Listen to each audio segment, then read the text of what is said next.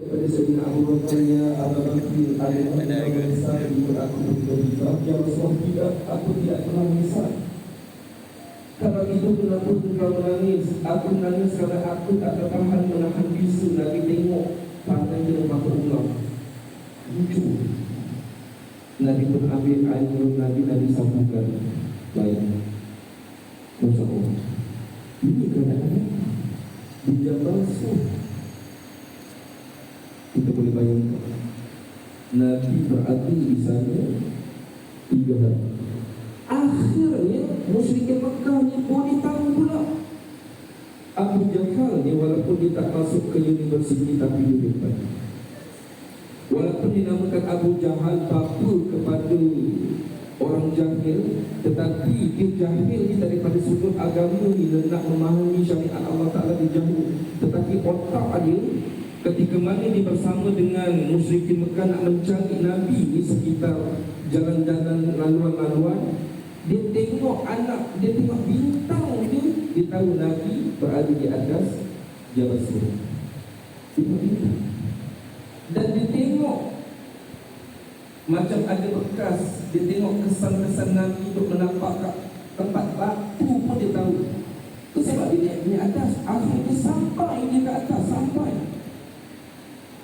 Maka di kalangan mereka ni, Abu Jahal hebat tak hebat Abu Jahal, dia kerahkan kepada dia punya kuncu-kuncunya.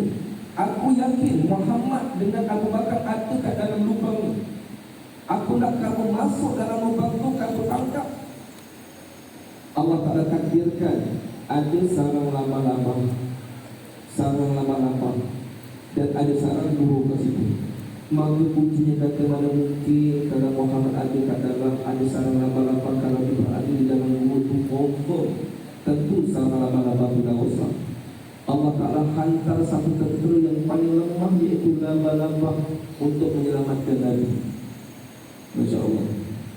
Begitu juga nanti di akhir zaman, bila Allah Ta'ala datangkan tanda kiamat besar berbentuk keluarga Ya'juj wa Ma'juj, yang siapa pun tak boleh nak bunuh. Hatta nanti Allah Ta'ala Isa pun tak mampu nak bunuh Ya'juj wa Ma'juj. Allah Ta'ala datangkan tenteranya berbentuk budak. Budak ni, ulat-ulat ni, yang hingga kat tengkuk Ya'juj dan Ma'juj mati kesemua. Begitu juga Namrud yang sombong mati, Allah Ta'ala datangkan nyamuk masuk ke telinganya mati. Itu tentera Allah Ta'ala. Maknanya ketika mana waktu itu Nabi dengan Sayyidina Abu Bakar ada kat dalam ni, katakanlah di kalangan musyrikin Mekah dituntut nak betulkan kasut dia, confirm dia nampak. Sampai tahap begitu Allah Ta'ala datangkan kesulitan ancaman untuk Nabi. Kenapa Allah Ta'ala tak pilih Sayyidina Abu Bakar menjadi pengemban Nabi? Kan mudah, Nabi tak diganggu, tak disapa nak berani-berani. Sampai hebatnya Sayyidina Umar, dia nak berhijrah tak sebagaimana sahabat lain. Sahabat lain kalau nak berhijrah, mereka akan pilih waktu yang malam dah pekat, ketika mana musyrikin Mekah dah tidur. Dia akan keluar dalam keadaan pelan-pelan keluar, tak bawa apa-apa. Tetapi Sayyidina Umar Al-Khattab hebat tak hebat, di antara sahabat yang berhijrah manusia. Ketika mana dia nak berhijrah, dia sempat jumpa dengan musyrikin Mekah. Dia maklumkan awal-awal, oi kamu semua, esok pagi aku nak hijrah. Ada tak di antara kamu yang nak cuba halang, nak tahan hijrah aku? Kalau ada, besok kita jumpa. Maka Sayyidina Umar pun besok pagi dah siap-siap dengan pedang terbunuh, dengan peralatan memanah. Dia turun nak mula je, tengok tak ada satu pun kelibat orang kafir, orang musyrik Mekah yang tahan tadi. Dia pergi, takkan tak ada yang nak tahan. Dia pergi pula tempat musyrik Mekah. Dia kata dicabar, takkan kamu tak nak tahan aku ni? Tahanlah. Maka adalah di antara yang muda-muda ni macam tercabar sikit lah, dan boleh nak siap-siap. Dah tak boleh nak tahan. Apa Sayyidina Umar katakan kepada mereka? Man arada an taskulahu ummuh wa tarmalu zawjah wa yuitama waladah. Kalaulah kamu nak tengok mak kamu menangis di atas kematian kamu nanti.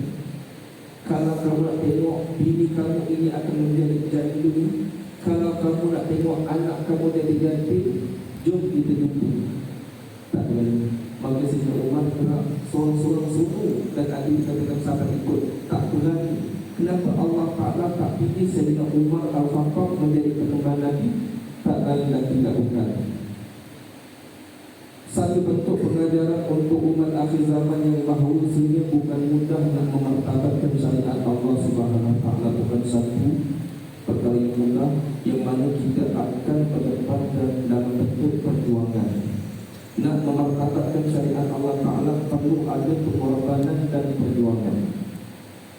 Terus Allah Ta'ala paparkan, Ustaz kaitkan dengan anak muda Sayyidina Ali Karamallahu Wajhah. Sayyidina Ali ni Masya Allah, ketika itu umurnya dikatakan belasan tahun, dalam 17 tahun, 14 tahun, 15 tahun, mengaji bayi awal. Maka ketika mana Nabi atau hijrah, Nabi panggil Sayyidina Ali datang ke rumah Nabi. Nabi minta tolong Sayyidina Ali, kalau sepeninggalan Nabi nanti harta-harta di kalangan musyrikin Makkah yang mereka tumpang untuk Nabi jaga. Mereka ni nak bunuh Nabi tapi pelik. Harta mereka minta Nabi simpan, sebab Nabi seorang yang amanah. Panggil kepada Sayyidina Ali, nanti sepeninggalan aku nanti engkau tolong pulangkan yang ini harta Abi Sufyan, yang ini harta Abu Jahal, yang ini harta Abu Lahab, pulang.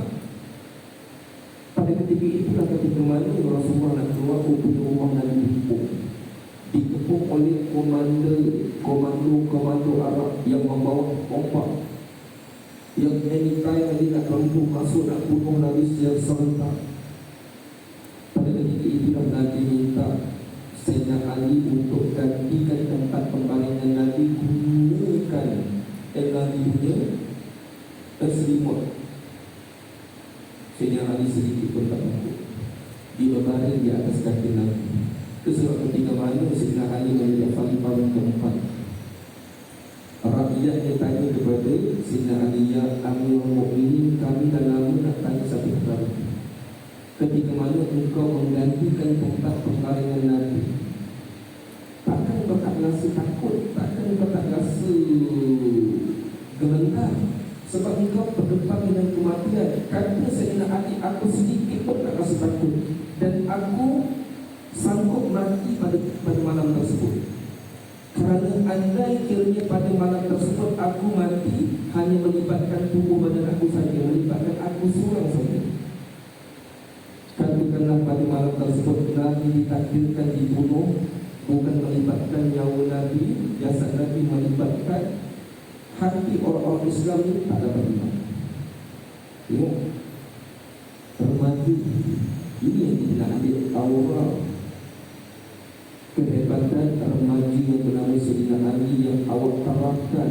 Artinya kalau kita lihat anak-anak muda ini, bagaimana watak anak muda hari ini. Teramat untuk menceritakan ini, Ustaz katakan perjalanan Ustaz kat sini dah nampak mak motor dah berlumpur dah. Macam-macam motor kebanyakan Ustaz tengok motor wai suku dah. Dah standby, malam ni macam-macam lah, mungkin nak rontik ke nak apa, dah standby dah, detik 12 malam. Lalu alamak kesiannya anak-anak remaja ni. Adakah anak remaja ini yang kita bangunkan pada hari ini? Ustaz pernah jaga SPM, satu sekolah menengah. Sekolah menengah tu dia nak dekat-dekat sempadan ke Batu Pahat lalu nak ke Batu Pahat. Ustaz jaga SPM, peperiksaan terakhir pada ketika itu peperiksaan pendidikan seni dan lukisan. Maknanya habis itu merdeka. Masa itulah sebelum nak habis, mereka ambil tali, mereka duduk conteng rambut mereka, ada yang conteng baju mereka, kan baju yang terakhir pada tak pakai lagu, conteng. Kemudian mereka naik motor daripada tempat sana tanpa helmet, dengan keadaan rambut macam inilah. Mereka merepek sampai ke batas, sampai ke Usman. tanpa khidmat budak-budak sekolah nak menunjukkan kemerdekaannya. Sampai sekolah radio muda diperlukan. Keluar pula budak-budak radio muda keluar. Sampai sekolah Tengku Mahkota, sambung pula ingin Tengku Mahkota. Sampai ke bandar. Pasal ini suasana. InsyaAllah. Adapun remaja hari ini disebutkan dengan ini antara peluru Yahudi yang cemerlang yang berjaya. Sebab ini mudah dapat. Kita berdoa kepada Allah Ta'ala agar kita berlindung daripada kita ini. Ini boleh berkati. Macam dia macam kesemuanya duduk itu. Bid ni bukan sekolah menengah lagi, budak sekolah rendah pun ada bid. Ada jenis kereta bid dibentuk jam. Jamnya dibuat tak hitam. Rupanya ada tak jam di sini? Tengok jam. Tengok jam. Jamnya dia boleh gelap, dia kotak gelap dia. Rupanya jam tu boleh buka, budak boleh setut tu bid. Kadang-kadang dalam kotak pensel ni tengok macam pen, rupanya bid mudah dapat. Kadang-kadang pelajar-pelajar perempuan yang sekolah menengah bawa bid, dia pakai seluar ketat, dia simpan bid kat celah penghiri, kat seluar ketat, sampai tanda sisa bid. Takut anak ni bid. Satu bentuk kebimbangan. Di manakah anak muda itu sebagaimana Sayyidina Ali yang begitu hebat, sanggup mengorbankan nyawa demi Islam. Ini disebut dengan game. Tak ada sama ada game dengan handset ataupun pergi ke pusat-pusat yang ada game. Masya Allah, habiskan masa dengan game. Ada yang pergi pagi balik sampai malam tu berdepan dengan game. Itu kita nak cari wanita pula dan yang hebat bernama Asma binti Abu Bakar. Asma binti Abu Bakar, Masya Allah, hebat dan hebat. Bila Sayyidina Abu Bakar yang ayahnya pesan kepada Asma, kalau ayah dengan Rasulullah sampai ke kemuncak, nanti kita tolong hantar makanan. Cuba kita bayangkan seorang wanita, ada satu riwayat mengatakan dia mengandung 6 bulan. Ada satu riwayat kan? Bayangkan dipanjat musuh seorang perempuan nak hantar makanan. Itu sebab Nabi gelar di Asma binti Abu Bakar ini Zatul Taqayyum, seorang wanita yang mempunyai 2 dari tinggal. Kenapa Nabi katakan jam tu tak betul ya? Ustaz tak tengok kenapa jam ni asyik pukul 7.45 ni. Aku nak ambil ni nak sampai pukul 10 ni. Bila ni? Pukul jam tu mati mati kan jam ni kan? Okay. Kenapa dipanggil Zatul Taqayyum? Sebab ketika mana Asma binti Abu Bakar dah siap-siap dan membungkus makanan, mungkin ada dah letak tempat makanan, maka ketika mana dia nak naik unta lah, nak pergi unta di kota ini, tiba-tiba makanan itu tak ada tempat nak ikat. Macam mana dia nak naik kenderaan, makanan itu nak ikat macam mana? Yang dikatakan orang zaman dulu kan, dia punya tali pinggang ni kan gunakan kain mungkin agak lebar sikit. Maka Asma binti Abu Bakar pun siap dulu. Satu dibuat untuk ikat kain dia, dan satu untuk diikat kepada makanan untuk digantungkan di pelana konten ataupun pintu kat situ. Itu Nabi sebutkan perempuan yang mempunyai 2 tali pinggang. Tetapi hebat dia boleh naik musuh seorang wanita yang hebat. Hari ini zaman kita tak jumpa pemudi-pemudi usahakan nak naik musuh, nak panjat bukit umur pun tak boleh. Campak 3 tikus pusat penakut tikus kan. Campak lipas pun ditangguhkan lagi. Kalau tak percaya, ada tak lipas bawah? Cuba Ustaz campak lagi. Tak mesti ada. Ustaz banyak-banyak binatang yang Ustaz takut. Cicak lah. Memang Ustaz daripada dulu tak tahu kenapa cicak Ustaz takut. Kawan bila kawan tahu Ustaz memang takut cicak, dia tangkap cicak kuping. Cicak yang besar belang-belang dia tangkap, dia tak masukkan dalam baju Ustaz. Punylah menjadi Allah. Itu zaman kat Maha Pontian dulu lah. Masya Allah. Zaman-zaman Ustaz dengan Cikgu Razi. Ingat tak Cikgu Razi? Itu kira-kira kat Maha Pontian tu. Cikgu Razi tu ada peneliti kan. Dia punya hebat. Dia boleh ngajar bahasa Arab tu. Dia jenis seorang cerita. Okey. Hari ini anak remaja, anak pemudi kita hari ini, ya Allah, tak jumpa watak sebagaimana Asma binti Abu Bakar yang sanggup nak memperjuangkan agama Allah Ta'ala. Hari ini anak remaja kita hari ini, Masya Allah, Ustaz pokok muka dia tak nampak kan? Perempuan ada sakit lagi dahsyat daripada masak pun orang macam nabi. Adakah ada orang mengatakan antara tanda akhir zaman akan keluar asap dukhan?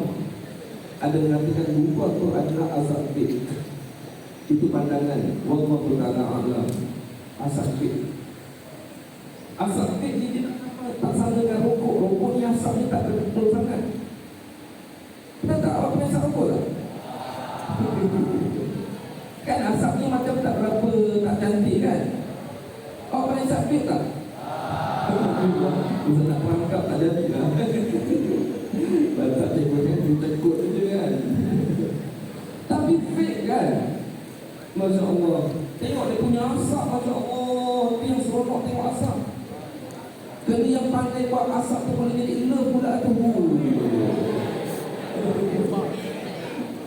Ada orang perempuan suka suami dia jenis merokok. Dia ada style tu. Ya Allah kasihan dia. Bayangkan perempuan ni. Adakah ini watak pemudi yang diharapkan?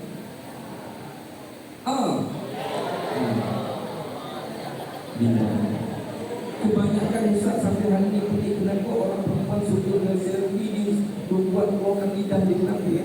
Lelaki ada jumpa tak yang jenis selfie tunjukkan lidah? Ada tak? Tak ada kan? Yang pelik perempuan keluarkan lidah. Saya rasa sekarang Ustaz tak faham kenapa. Tapi kepada awak adalah mana-mana. Pelik betul. Masya Allah. Dia takut pemudi hari ini. Itu sebab Nelson Mandela dia ada sebutkan satu kenyataan beliau hari ini adalah pemimpin untuk hari esok. Awak adalah yang bakal menggantikan tempat menteri-menteri yang ada yang dah semakin lama semakin tinggi. Awak orang nak harapkan siapa lagi? Nak harapkan sekolah menengah biasa?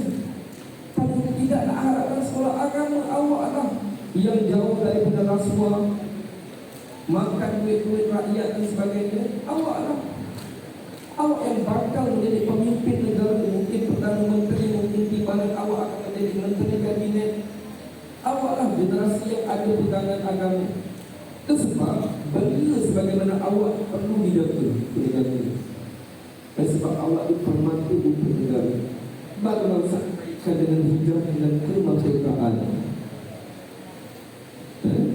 Sebab Ustaz nanti kata Ustaz nanti kita dan hijrah masuk sekali merdeka. Sebab kita berada di alam ambang merdeka. Hijrah untuk merdeka, merdeka untuk hijrah. Apa kaitan hijrah dengan merdeka? Ada kaitan tak hijrah dengan merdeka? Ini ada kaitan. Hari ini walaupun kita dah merdeka tahun yang ke-65 tahun, tetapi sebenarnya kita ni pemikiran kita ni masih tak merdeka lagi. Kalau kita jumpa anak-anak muda hari ini, agak-agak boleh dikatakan merdeka tak? Ada merdeka tak? Ini merdeka tak? Dan ini merdeka tak? Tak merdeka. Pemikiran kita masih lagi dijajah. Walaupun kita duk sambut merdeka, merdeka tak tapi kita masih tak merdeka. Merdeka yang dikehendaki oleh Nabi. Awak tengok perkataan mim, ra, dal, ya, kaf, alif. Merdeka ni pun ada maknanya. Huruf mim ni ada maknanya, ra ada maknanya, dal ada maknanya, ya ada maknanya, kaf ada maknanya, alif pun ada maknanya. Bukan suka-suka orang menolak kilau nak letakkan merdeka. Apa maknanya? Tengok. Huruf mim, mim mengikut, ra rasul, dal dan ya yakin kepada Allah merdeka. Tengok, mereka nak letakkan perkataan merdeka ikut yang ada kaitan dengan syariat Allah Ta'ala, mengikut Rasul dan yakin kepada Allah Ta'ala. Hari ini kita lihat anak-anak kita ni yang bakal menjelang kat Tanjung nanti hari. Adakah itu dikatakan merdeka? Dalam keadaan keluar merepit, bawa maklum ke sana kemari, balik entah pukul berapa. Kalau dulu-dulu zaman rosak sikit ada konsert lagi. Sekarang ni mungkin tak ada konsert, tapi risau. Adakah itu merdeka yang dibangga-banggakan, sedangkan pemikiran kita ni masih lagi dijajah? Itu sebab laungan merdeka ni sebanyak 7 kali.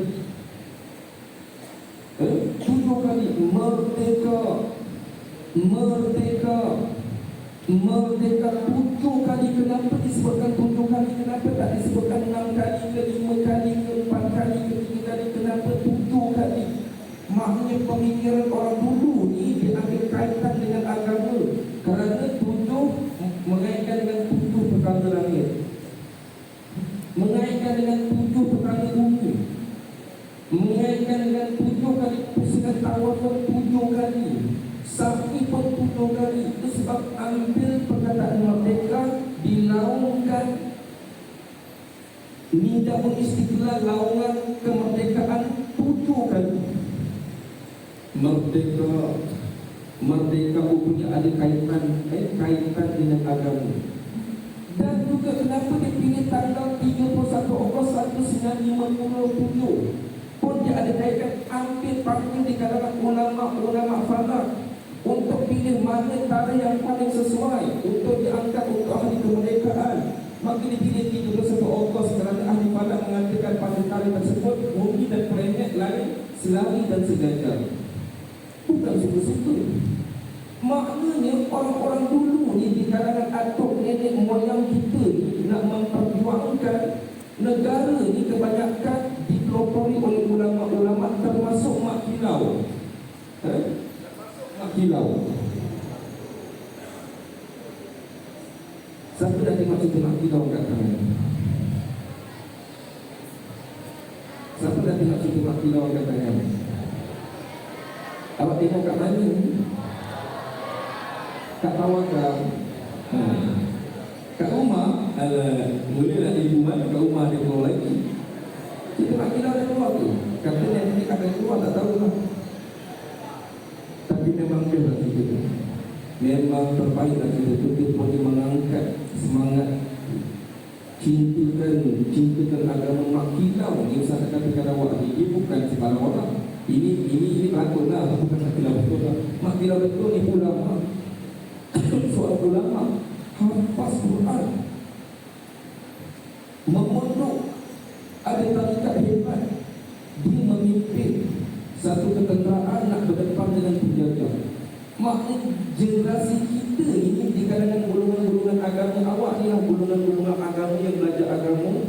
Itu sebab keinginan dalam kita sematkan dengan agama, dia ada satu-satu semangat. Itu sebab ketika mana kita dijajah, bayangkan kita dijajah 446 tahun kita dijajah, dekat 500 tahun kita dijajah. Agak-agak atuk nenek moyang kita dulu dia tidur ke? Dia nak mempertahankan Islam, bukan nak mempertahankan negara, agama. Masuknya Portugis. Portugis ni dijajah orang Melayu ni semata-mata untuk sebarkan agama Katolik. Walaupun dia punya alasan, dia mengatakan konon ni lah Dia datang ke Melaka nak dapatkan rempah ratus. Dijajah 1511. Sebelum tahun 1509 dia hantar seorang lelaki yang bernama Lopez Diego Lopez Isquio. Pernah dengar tak nama itu? Diego Lopez Isquio 1509. Awak tak dengar ke sejarah lagi? Macam tak pernah dinamakan sebab tak usah tak betul. Diego bukan Diego Maradona, Diego Lopez Isquio. Betul tak sebutan tak? Macam jauh-jauh sikit. Tak ada ya? Dihantar Portugis, Portugal. Dia hantar lelaki ini pergi tahun 1509. Dihantar lelaki ini konon-kononnya jumpa dengan orang-orang Melayu, konon-kononnya nak dapatkan berapa ratus. Tiba-tiba dia hantar Diego Lopez Isquio ni.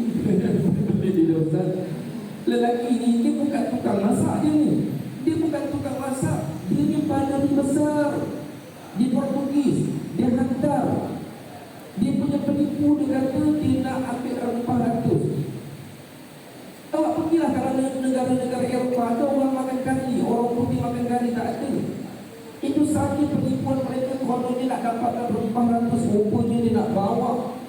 Dia memurtadkan orang-orang Melayu dan Islam. Dia bawa agama Kristen Katolik. Dia sebar luaskan. Itu sebab di kalangan orang-orang dulu, di kalangan ulama, mereka sanggup mati berperang dengan Portugis. Tangan kanan mereka pegang pedang, tangan kiri mereka peluk Al-Quran. Sanggup mati nak mempertahankan agama. Tidak senang kita nak dapat merdeka hari ini. Kita dah merdeka. Orang-orang dulu Masya Allah mempertahankan dari agama. Berdepan dengan penjajahan Portugis, Belanda. Portugis dia jajah negara kita lama tak lama 130 tahun. 130 tahun. Masya Allah. Yang Belanda jajah negara kita 183 tahun. Atuk nenek moyang kita dijajah teruk. Datang Jepun tak lama lah, 1941 sampai 1945, 4 tahun. Tapi pun dahsyat juga sampai akhirnya penjajahan British. Dan akhirnya atuk nenek moyang kita yang dikelompori oleh di kalangan ulama-ulama dulu yang nak jaga agama ni, mempertahankan agama Allah Ta'ala. Itu sebab Nabi sebutkan, sesungguhnya kami para Nabi adalah golongan yang paling berat ujiannya. Lalu orang yang lebih menyerupai kami, lalu yang menyerupainya, dan begitulah seterusnya. Mungkin zaman Aqilah dah berlalu. Sekarang tunggu zaman kita nak mempertahankan agama Allah Ta'ala. Kita akan ke depan dengan jihad. Kita akan ke depan dengan hijrah di akhir zaman. Itu sebab kita ini nak menyusul hijrah di akhir zaman. Maknanya kita yang akan berhijrah di akhir zaman. Ini yang saya nak dekatkan kepada Allah. Sebab kita ini sedang berada di ambang akhir zaman. Ambang akhir zaman. Nabi pernah ceritakan kepada sahabat, sesungguhnya Allah Ta'ala akan memberikan kepada umat aku ini, terutama umat akhir zaman, menjadi umat aku. Banyak kenikmatan kita jadi umat Nabi. Terkadang kita buat satu amalan, Allah Ta'ala ganjilkan 10, terkadang lebih daripada itu. Terkadang kita memohon pengampunan daripada Allah Ta'ala, Allah Ta'ala berikan pengampunan setahun dosa yang lalu. Nikmat Allah Ta'ala berikan. Dalam keadaan kenikmatan yang Allah Ta'ala berikan kepada umat aku, ada dua perkara buruk yang akan dilalui oleh umat aku di akhir zaman. Yang pertama, umat aku di akhir zaman yang akan menyaksikan hari kiamat. Umat lain tak. Yang kedua, umat akulah yang akan hidup di satu zaman yang ditakuti oleh para sahabat. Bahkan Nabi-Nabi terdahulu cukup bimbang dengan zaman itu zaman Dajjal. Agak-agak itu macam mana? Adakah kita akan hidup di zaman Dajjal? Itu sebab kalau kita lihat sabdaan baginda Rasulullah SAW, la hijrata ba'dal fath. walakin jihad wa niyatu. Apa maksud? Tiada hijrah setelah mana pun bukaan kota Mekah. Tetapi jihad yang ada pada hari ini, hijrah yang ada adalah jihad dariyah. Apa yang dimaksudkan oleh Nabi? Hijrah itu nanti adalah berbentuk jihad. Yang itu yang kita nak ceritakan dekat di titik ini di ambang kemunculan Dajjal. Baru-baru ini Sultan Kommonwealth, tahu tak Sultan Kommonwealth baru ini dibuat kat mana? Dibuat kat England. Adalah satu tempat ni. Sebelum nak diadakan Sultan ini, dibuat perasmian pembukaan. Apa bentuk perasmian pembukaan? Dikeluarkan satu replika lembu besar yang warna merah. Dikeluarkan lembu, mata yang warna merah, besar replika. Dan dibuat satu ritual seolah-olah bawah ni sedang nak menyembah lembu. Apa maksudnya? Inilah zaman dekatnya muncul Dajjal. Ini yang dinamakan Samiri. Mereka memperingati akan Samiri. Siapakah itu Samiri? Ketika mana Nabi Allah Ta'ala Musa AS bermunajat di atas bukit Tur Sina. Berapa hari? Berapa hari? Asalnya 30 hari kan? Allah Ta'ala tambah 10 hari jadi 40 hari. Maka Nabi Allah Ta'ala Musa pesan kepada adiknya Nabi. Siapa adik Nabi Allah Ta'ala Musa? Adik abang Nabi siapa? Harun. Pesan kepada Nabi Harun, sepanjang aku bermunajat 40 hari di atas, engkau tolong tengokkan kaum aku ni, jangan sampai mereka ini sesat. Pada ketika itulah sepanjang Nabi Allah Ta'ala Musa berada di bukit Tur Sina di Mesir, rupanya di kalangan Bani Israel mereka buat mencipta satu patung lembu yang diperbuat daripada emas. Adalah penciptaan yang dibantu oleh syaitan. Akhirnya dapat emas, dibuat patung. Kalau awak nanti ada rezeki awak pergi ke Mesir kan, nanti awak panjatlah ke bukit Tur Sina. Ustaz kena panjat bukit Tur Sina. Kat sana banyak kesan-kesan sejarah. Antaranya dinampakkan ada bekas lembu yang pernah dibuat. Lembu itu dinamakan Samir. Mereka sembah. Maka turunnya Nabi Allah Ta'ala Musa betapa kecewanya melihat bagaimana kaumnya melakukan satu bentuk kesyirikan. Nabi Allah Ta'ala Musa halau mereka. Agaknya keturunan mereka dia ada lagi tak ada? Keturunan mereka ada. Israel Zionis itu adalah di kalangan keturunan mereka ni yang menyembah Samir. Hari ini tak disangka-sangka keluar pula, dibuat satu bentuk ritual, satu simbolik, keluar lembu ni dan ada ritual penyembahan. Maknanya Samiri ini ada kaitan dengan Dajjal. Tak lama lagi dah Dajjal itu. Itu salah satu kali yang dekat kemunculan Dajjal. Silap-silap zaman kita akan menemukan Dajjal di na'udzubillah min dzalik. Zaman yang paling dikatakan. Ini pertanda. Yang kedua, Sungai Furat. Sungai Furat dah mula mengering. Ini dulu Sungai Furat ni, yang biru ni, ini sungai ni penuh dengan air. Sekarang dah jadi makin mengering dan yang ini dah jadi terkit dah. Baru-baru ini diviralkan di kerana kekeringan Sungai Furat. Dan ternampak muncul di bawah Sungai Tigris ni. Sungai Furat ni ada kesan istana 4,000 tahun lalu dan lain nampak pekat-pekat.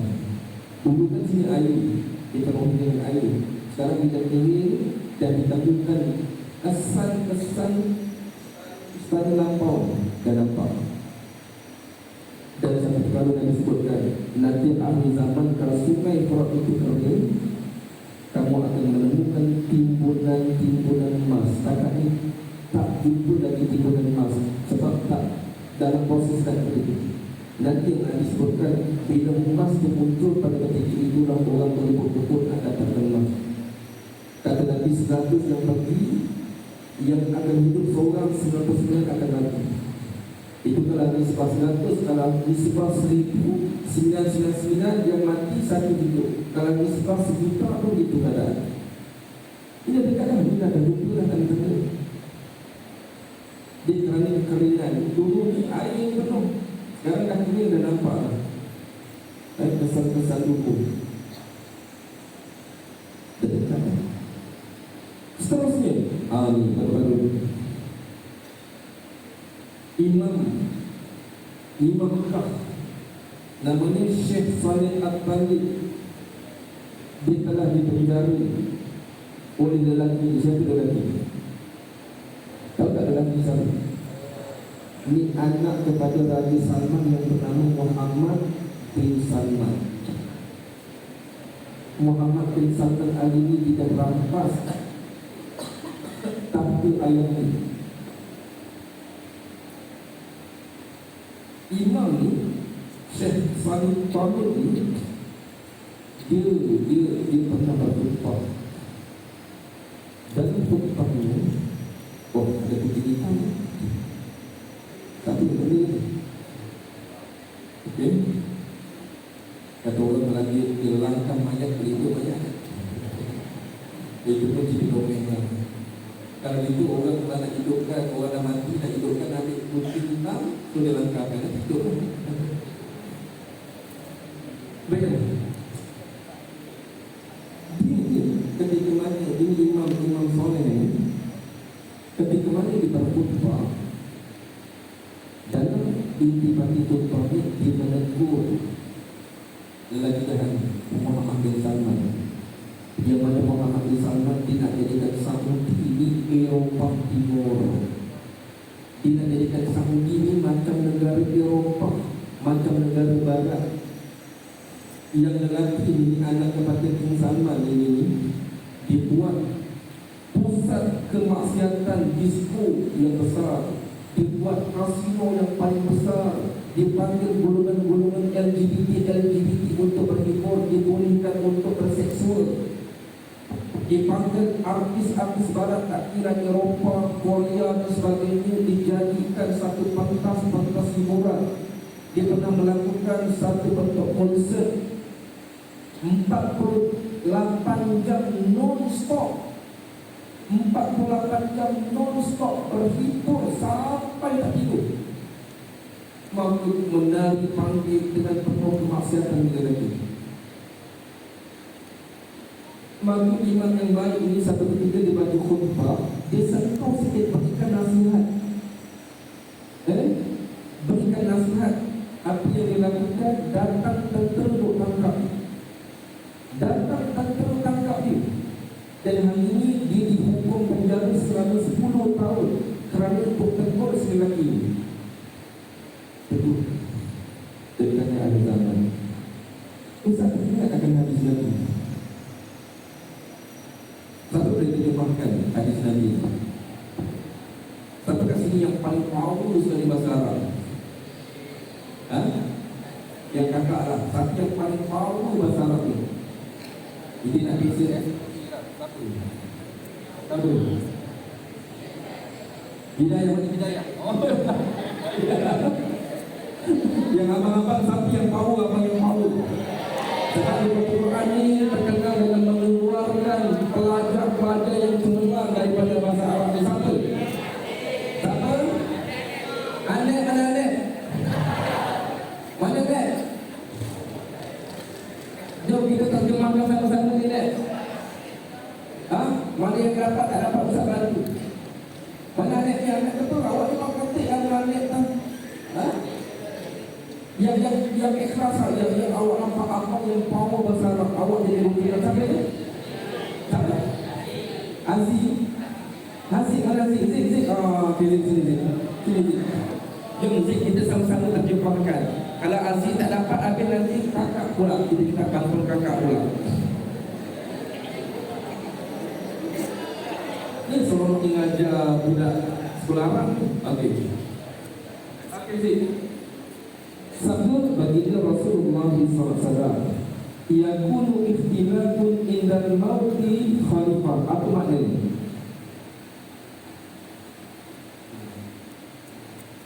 Berlakunya peristiwa ketika kematian khalifah.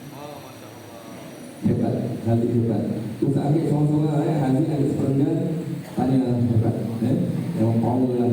Awak SK tahu ni? Kenapa SK tu? Star hebat tu. Okey, Haji kata akan berlaku ikhtilaf. Ikhtilaf ni boleh dikatakan kemanut yang besar. Boleh dikatakan peperangan yang besar untuk nak merebut tahta di kerana kematian khalifah yang terakhir. Agak-agaklah siapa khalifah yang terakhir yang dimaksudkan oleh Nabi. Kalau dia mati je akan berlaku perebutan kuasa. Agak-agak siapa? King Salman. Ustaz dah cerita pada awal, di mana King Salman sekarang? Hidup lagi ke dah mati? Saya ingat Ustaz, awal tahun 2020 pernahlah nampak dia kat TV, diikuti satu persidangan. Lepas tu sampai sekarang dah tak muncul lagi King Salman. Mana dia ni? Bila tanya kawan-kawan Ustaz kat Mekah, ada mengatakan King Salman ni dah uzur yang amat sangat. Dah uzur. Yang sekarang ni anak dia Muhammad Ibn Salman ni, anak dia ni tengah kurung ayahnya di dalam satu istana, tak bagi keluar kerana dikawal rapi oleh tentera. Tak bagi minta ayahnya campur lagi tentang urusan kerajaan. Hari ini anak yang bernama Muhammad Ibn Salman dah ambil alih. Hari ini bila dia ambil alih, apa yang dia buat? Patutnya ikutnya bukan dia jadi raja. Maknanya kalau kematian Raja Salman ni macam seolah-olah raja generasi yang terakhir. Maknanya kalau Raja Salman mati, anaknya tak boleh nak ganti. Dia akan kembali kepada raja-raja yang sebelum ini, antaranya King Abdul Aziz. Maka kena tunggukan anak kepada King Abdul Aziz yang disebutkan di Binakit akan ganti tempatnya. Barulah anak pada King Faisal, King Abdullah dan lain-lain. Tetapi yang ini, apa yang dilakukan oleh Muhammad Ibn Salman? Siapakah Muhammad Ibn Salman ketika mana kecil? Diri diletakkan di US. Diri adalah proksi Yahudi sebagaimana Presiden di Mesir. Siapa namanya Presiden Mesir? Yang disingkirkan Dr. Morsi. Itu pun proksi Yahudi. Maknanya negara-negara Arab ni kepimpinan Jabariyah hari ini, kepimpinan kezaliman. Di Syria Bashar al-Assad, hari ini Mekah Muhammad Ibn Salman. Kita lihat di mana di Mesir pun sama juga. Semua menjadi Yahudi punya anak. Hari ini ditangkap di kalangan anak-anak tengku mahkota, ditangkap yang merupakan jadi pesaing untuk ditangkap, dihubatkan dalam penjara. Masya Allah. Mana-mana ulama yang tak selari dengannya ditangkap dan ada dibunuh. Hari ini memperlihatkan benarlah apa yang disebutkan oleh Nabi. Bila kematian khalifah yang terakhir ni nanti, maka akan berlaku satu kemelut yang besar. Dikatakan ada 3 kelompok anak-anak raja dan pengikutnya nak rampas kuasa, nak ambil kuasa. Ini sedang dalam perencanaan, sedang lalu. Kemudian Nabi katakan ketika mana kemelut ini sedang berlaku, fayakhruju rajulun min ahli Madinah hariban ila Mekah. Kata Nabi, pada ketika itu kemelut itu sedang berlaku, ada seorang lelaki. Kata Nabi, lelaki ini adalah keturunan aku, minni wa min ahlul baiti, ismi, namanya sama dengan nama aku, dan nama ayahnya sama dengan nama ayah aku. Ini lelaki ini bila berlaku kemelut yang cukup besar, dia yang berada di Madinah cuba nak melarikan ke Mekah. Hariban maksudnya lari, nak menyelamatkan nyawanya. Dia lari ke Mekah. Ini lagi. Bila sampai di Mekah, dia pun menetap di Mekah.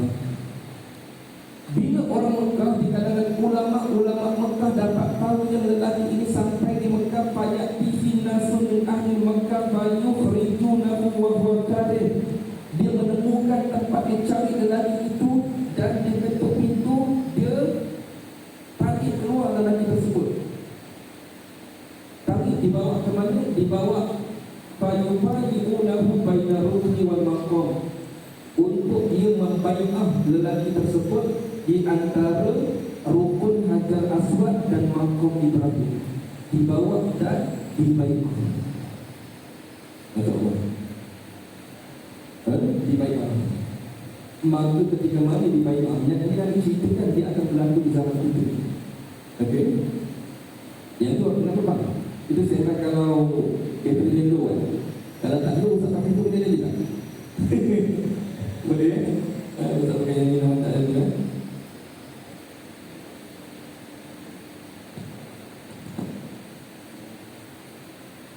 Kita macam sedap sikit.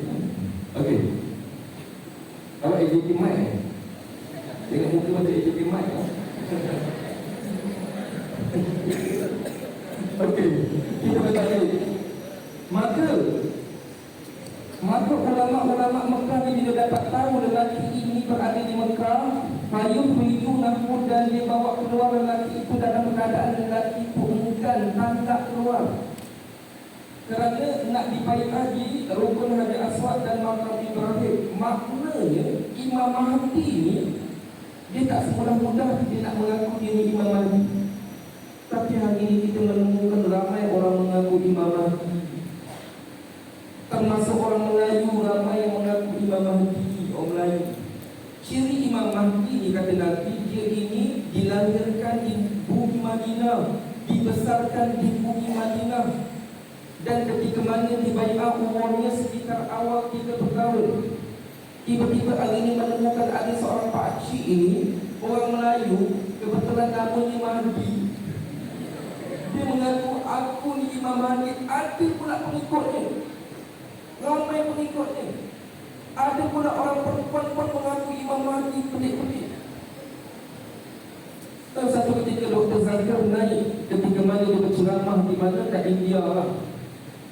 Selesai ceramah, tiba-tiba datang seorang lelaki India, pun dah tua. Dia mengatakan, akulah Imam Mahdi. Dia mengaku, akulah Imam Mahdi. Dah ramai pengikutnya duk tulang ini Imam Mahdi. Kalau kau nak tahu, ini Imam Mahdi dah ada depan mata kau. Apa kata Dr. Zakir Naik mudah? Kalau engkau Imam Mahdi, kita cakap Arab. Cuma kau cakap Arab, sebab Imam Mahdi orang Arab pandai cakap Arab. Dia pun memang orang India, dah lah tua mengaku Imam Mahdi pula.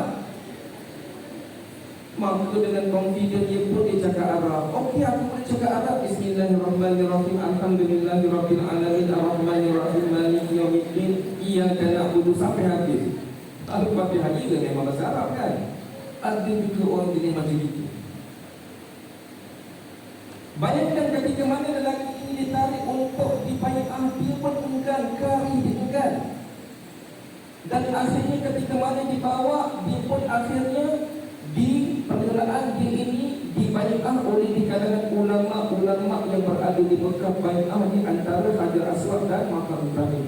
Bila itu berlaku kata Nabi, bila dibai'ah dia, kata Nabi, fayub'atu ilahi ba'sun minal syam fayubsaku bihi bil bayda.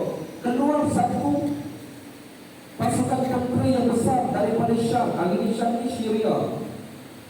Keluar pasukan tentera daripada negara Syria yang mana keluar untuk membunuh lelaki tersebut. Bila dapat maklum lelaki itu dibai'ah, dia keluar dengan pasukan tentera yang begitu besar.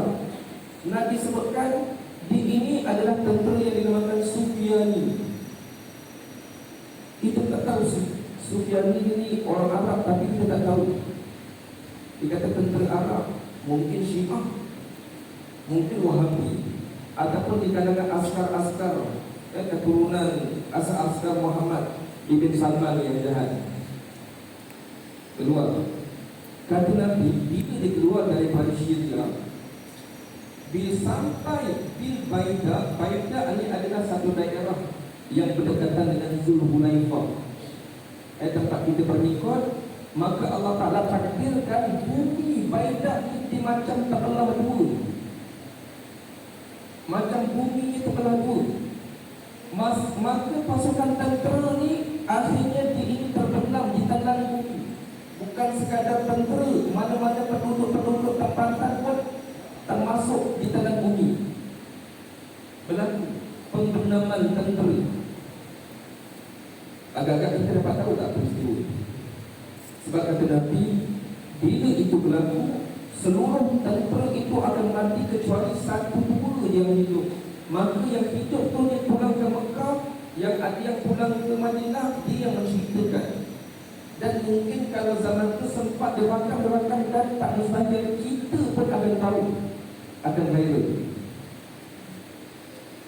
Di zaman viral sekejap, baru-baru ini di Pakistan, Masya Allah, Allah Ta'ala, Masya Allah bagaimana rakyat Pakistan hari ini datang satu ribut banjir yang begitu besar. Yang ini banjir yang dah macam tsunami. Ustaz tengok satu viral seorang ibu, bila tengok banjir itu teramat besar sampai ibu yang mengandung itu boleh melahirkan anak. Dahsyat. Di antara tanda-tanda dekat kiamat ini, bumi ini akan jemput bumi dan sebagainya. Ini akan jemput bumi. Perancis itu di Pakistan. Kita doa untuk saudara Islam kita di Pakistan, dekat utara itulah burung ibu yang meninggal. Dia punya parti dan macam tsunami yang buku. Baiklah. Maka bila di viral dapat tahu lagi-lagi pembenaman tentera Sufiani, pada ketika itu kata Nabi, فَإِذَا رَأَى النَّاسِ ذَلِكَ أَنَّهُ الْأَبْدَانِ شَامْ وَوَصَائِبَ الْإِرَاقِ.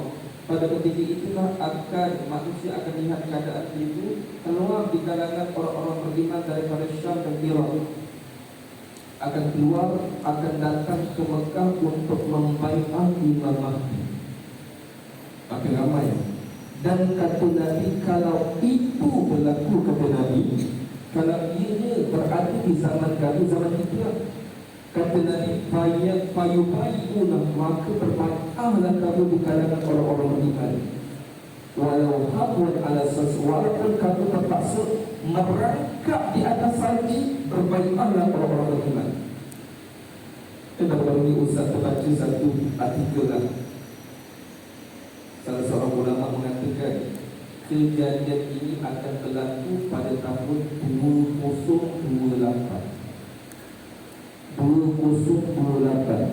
Tapi kita jangan ambil ini pandangan ulama.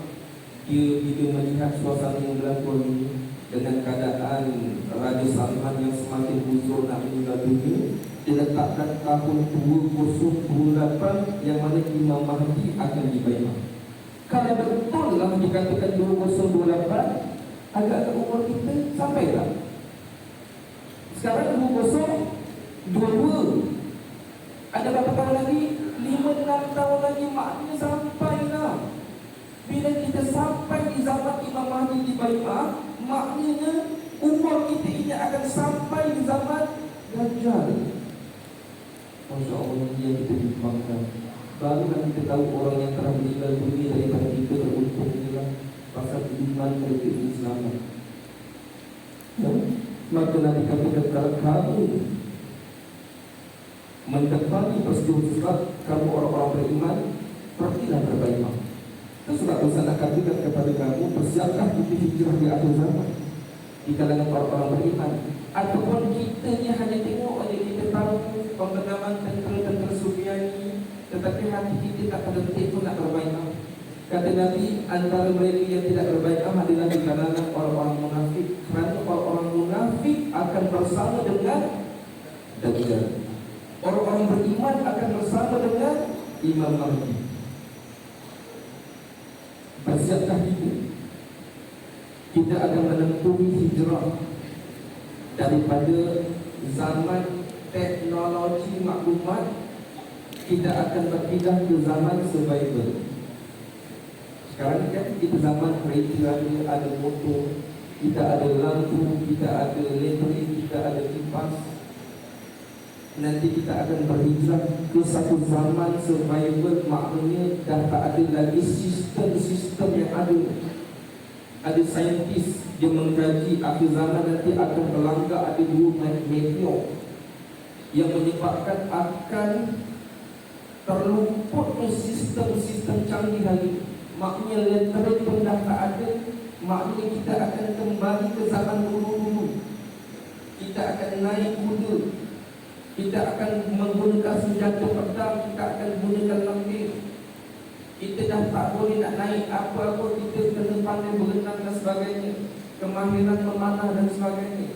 Itu semua di kalangan anak-anak Yahudi dah persiapkan diri mereka dengan memanah, dengan menunggang kuda, dengan berenang. Ini tak kira lah, mungkin kuda itu sungai pula aku baca dekat motor. Tahu lah abang haji tu kan. Kalau kami awak dengan lekat pula, kami dia abang Mike pula kan. Kalau Mike Tyson tak apa lah. Ustaz tadi dengan kawan Ustaz kalangan orang-orang Palestin. Hari ini dikatakan remaja-remaja Yahudi Israel ini dan persiapkan anak-anak pelajar-pelajar mereka dengan kemahiran menunggang kuda. Mereka dah pandai menunggang kuda. Dan anak-anak Israel dimahirkan dengan bermain pedang. Mereka cetak jutaan pedang diletakkan di setiap sekolah untuk dilatih bermain pedang. Awak ada latihan main pedang tak? Ada.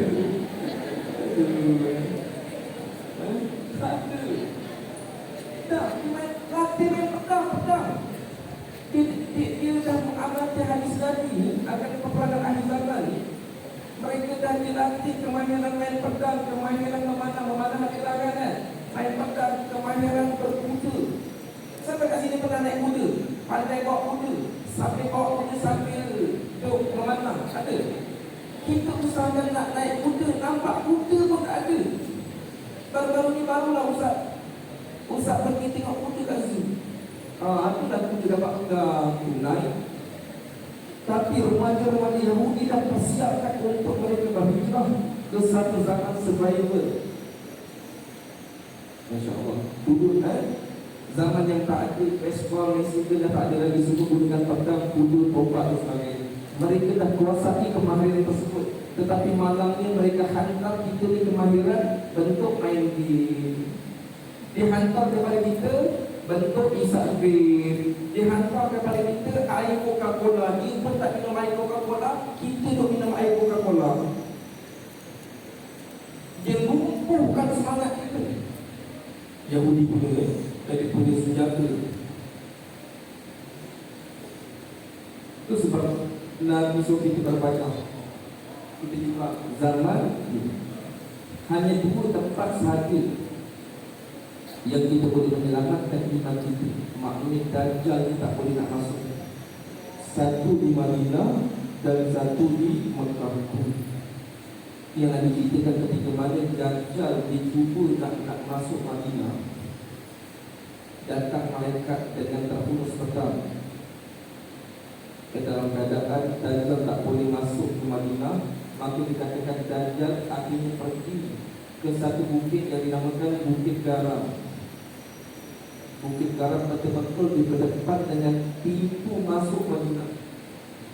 Hari ini Bukit Garam ni Saudi dah buat penempatan seolah-olah macam mempersiapkan penempatan ini untuk Dajjal. Yang dikatakan bila Dajjal ni tak boleh nak masuk ke Madinah, dia naik ke atas bukit ni dan dia hentakkan 3 kali untuk panggil di kalangan orang-orang munafik yang ada di Madinah. Keluar orang-orang munafik. Hari ini dibuat di sana macam seolah-olah macam nak mempersiapkan persiapan untuk Dajjal. Masya Allah. Takut ni. Jadi katakanlah kalau ulama kata tahun 2028 dia melihat dalam keadaan hari ini Raja Salman dalam keadaan yang uzur sangat kata tengah betul. Bukan awak itu, ustaz pun akan sempat berada di zaman tersebut. Pada ketika itulah bagaimana kita nak jaga iman kita. Sahabat tanya kepada Nabi Rasulullah, anda kira kami ini berdepan dengan zaman Dajjal, boleh tak kami nak bertanggung dengan Dajjal dengan keimanan yang kami ada ini, kami nak terhujah dengan Dajjal, kami nak berdepan dengan Dajjal. Nabi tak benarkan. Kalau kamu berdepan dengan Dajjal, iman kamu akan tanggal habis. Itu nisbah iman sahabat. Apatah lagi kita di akhir zaman hari ini, bagaimana persiapan iman itu. Masya Allah. Paling tidaklah ini yang Nabi pesan kepada kita. Sebagai kesimpulan yang terakhir, Ustaz minta awak jangan tidaklah awak kena hafal 10 ayat yang pertama dalam surah Kahfi sampai tahap awak mewajibkan. Bukan awak pesan kepada mak ayah awak sekali, adik-adik awak hari ini dah satu. Dan itu masihnya kita mewajibkan untuk menghafal 10 ayat yang pertama dalam surah Al-Kahfi. Dan Ustaz yakin besar kebanyakan awak semua dah hafal. Betul tak? Ada tak kuat suara? Belakang. Betul tak? Jalan lagi, betul tak? Nak tes tak? Nak tes tak? Abang nak tes? 10 ayat yang pertama dalam surah Kahfi. Dan satu doa yang Nabi ajarkan ni doa, Allahumma inna na'udzubika min azabi jahannam wa min azabil qabr wa min fitnatil mahya wal mamat wa min syarri fitnatil masiihid dajjal. Apakah doa ni? Nabi tak pernah tinggal doa ni. Bahkan dikatakan Nabi baca doa ni dalam solat. Nabi baca doa ni dalam solat. Ketika mana saat Nabi mengakhiri bacaan akhir-akhir, innaka hamidum majid, sebelum Nabi memberi salam, Nabi akan baca doa ini, Allahumma inni a'udzubika min azabi jahannam wa min azabil qabr wa min fitnatil mahya wal mamat wa min syarri fitnatil masiihid dajjal. Inilah harta yang kita ada. Nak menyelamatkan iman kita, nak jadikan iman kita ni ada filter. Yakinlah kalau awak beramal dengan surah Al-Kahfi, awak baca tak tinggal setiap masuk malam Jumaat ataupun hari Jumaat, dan awak menghafaz 10 ayat yang pertama dalam surah Al-Kahfi, maknanya awak ada filter. Satu ketika nanti kalau awak masuk ke universiti, terkadang awak berdepan dengan kawan-kawan yang awak tak tahu, mungkin kawan awak ini liberal, kawan awak ini jahat, kawan awak ini pernah berzina, itu pun nak mempengaruhi awak, kawan awak ini suka tengok video porno dan sebagainya. Allah Ta'ala akan hindarkan daripada awak berkawan dengan kawan-kawan yang jahat dengan ada dia ni senjata 10 ayat yang pertama dalam surah Al-Kahfi dan doa yang tadi. Inilah paling tidaklah, kalau kita tidak mampu untuk ke Mekah atau ke Madinah, inilah senjata yang kita ada. Inilah persiapan yang kita ada. Mungkin kalau kita nak terpedang, kita tak cukup kemahiran, kita nak menunggang kuda ini, kita tak ada kemahiran. Tetapi memadailah kita ada senjata yang Nabi pesan kepada kita untuk menyelamatkan iman kita, insyaAllah. Urusan saya rasa sampai sekadar itu sajalah. Ya, 9.40. Mudah-mudahan sedikit perkongsian kita pada malam ini berkaitan tentang hijrah dan kemerdekaan.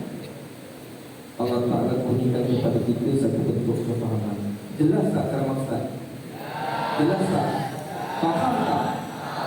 Alhamdulillah. Yang penting tu kita dah tahu, yang penting awak faham, insyaAllah. Saya rasa sekadar itu sahaja. Wabillahi taufiq wal hidayah. Wassalamualaikum warahmatullahi wabarakatuh.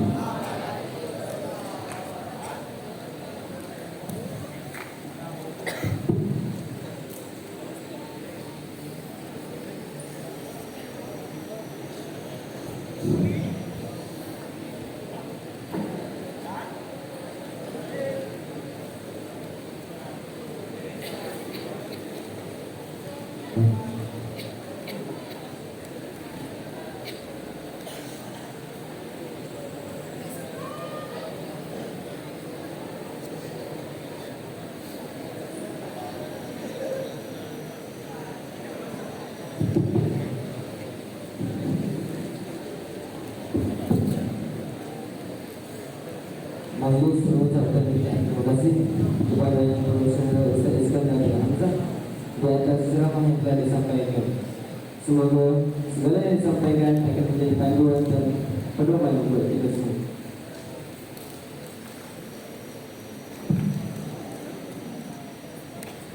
Untuk itu, majlis menjemput yang berusaha Ustaz Saini bin Samsuri Kepukihan diiringi Ustaz Najib untuk menyampaikan singgah hati kepada Ustaz Iskandar bin Hamzah. Terima kasih.